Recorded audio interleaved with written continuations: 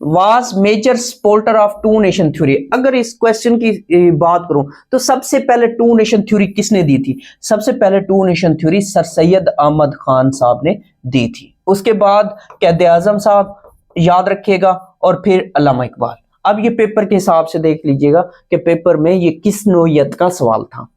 Next question है second commander in chief of Pakistan army, तो वो डॉगलस डेविड ग्रेसी थे। फर्स्ट कौन थे? वो फ्रैंक मेजरी साहब थे। इसके बाद जो पाकिस्तान आर्मी का पहला ओहदा था ना, ये जो मतलब चीफ होता था, उसको क्या कहते थे? उसको कमांडर इन चीफ कहते थे। ये फिर बाद में चेंज कर दिया जाता है और इसको चीफ ऑफ आर्मी स्टाफ कहा जाता है, और ये फिर इससे रिलेटेड क्वेश्चंस इसी तरीके से बनते हैं। नेक्स्ट क्वेश्चन है Lenin was the major figure of Russian revolution. Russian revolution कब हुई थी? 1917 में हुई थी।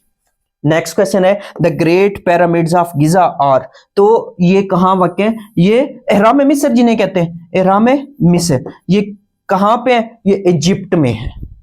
इसके बाद फिर नेक्स्ट क्वेश्चन था कि बनु कुरैजा का सालिस कौन था? बनु कुरैजा का सालिस हजरत साद बिन माज रजी अल्लाह अन्हु थे।